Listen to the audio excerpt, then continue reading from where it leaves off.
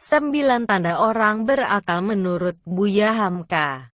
Dengarkan sampai selesai. Lo perlu dengarkan kembali sampai hati Anda tersentuh untuk tidak berbuat dosa dan menentang azab dari Allah SWT, karena sesungguhnya Allah SWT dan Rasul para utusannya sangat menyayangi kita.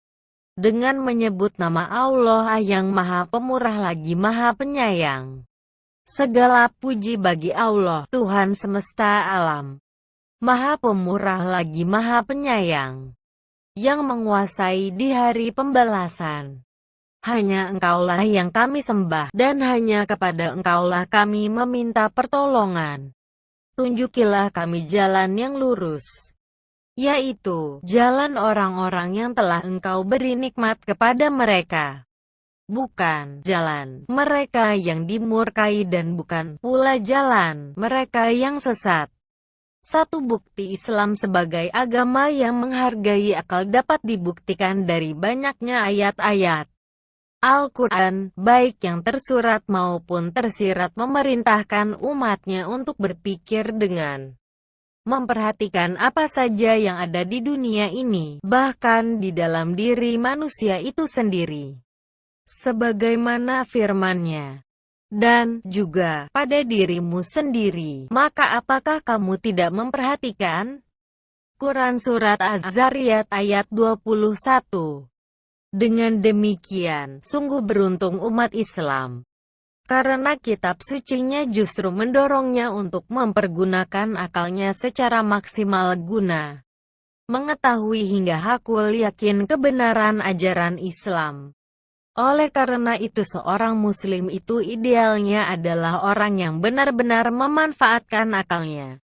Menurut Buya Abdul Malik Karim Amrullah Hamka, dalam bukunya Falsafah Hidup, orang berakal itu memiliki tanda-tanda nyata dalam sikap dan perilakunya sehari-hari. Pertama, orang berakal itu luas pandangannya kepada sesuatu yang menyakiti atau yang menyenangkan, pandai memilih perkara yang memberi manfaat dan menjauhi yang akan menyakiti.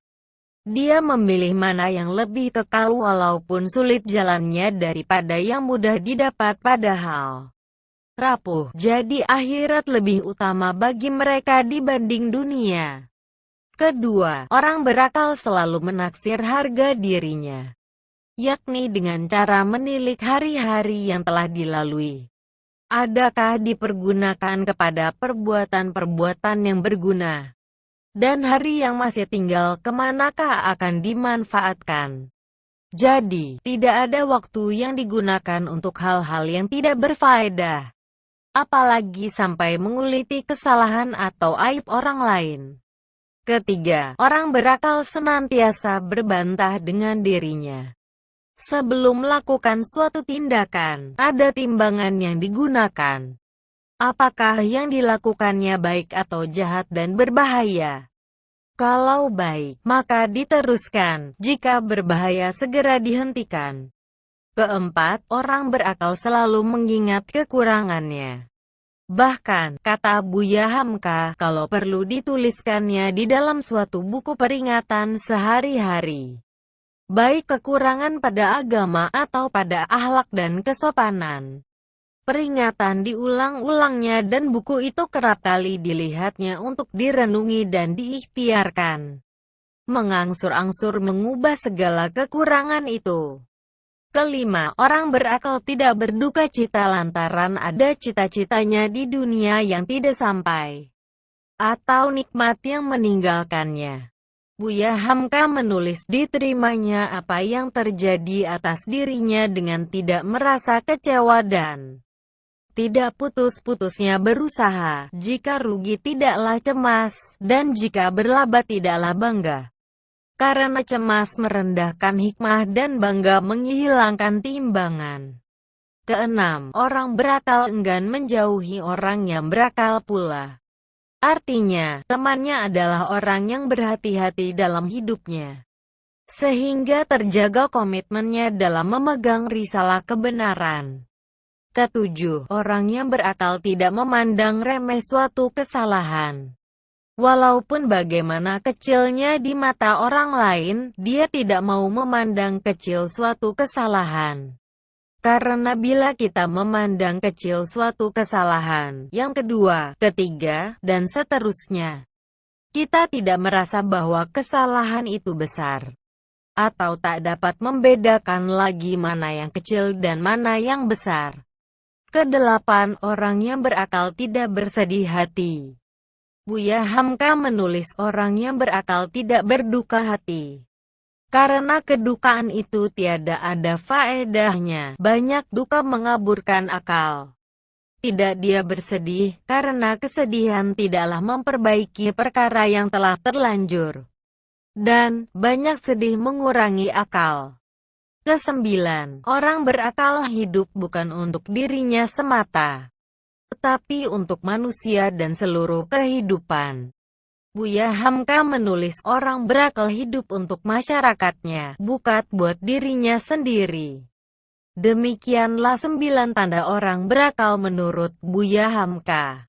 Dan, lebih lanjut, beliau menambahkan bahwa orang berakal itu hanya memiliki kerinduan kuat pada 3 perkara. Pertama, menyediakan bekal untuk hari kemudian. Kedua, mencari kelezatan buat jiwa. Dan, ketiga, menyelidiki arti hidup. Subhanallah, uraian Buya Hamka ini sangat berfaedah buat kita semua untuk mengukur diri. Apakah selama ini telah memanfaatkan akal sebaik-baiknya, atau justru sebaliknya? Tapi, apapun yang telah berlalu, sekarang adalah saatnya kita meningkatkan iman dan takwa dengan memaksimalkan fungsi dan peran akal sesuai dengan tuntunan ajaran Islam. Ya Allah, berikanlah manfaat atas ilmu yang Engkau ajarkan kepada kami serta ajarkanlah kepada kami ilmu yang bermanfaat. Dan mohon tambahkanlah ilmu kepada kami. Berikanlah kemudahan untuk mengamalkannya. Semoga Allah menambahkan taufik dan kebenaran pada kami dan Anda.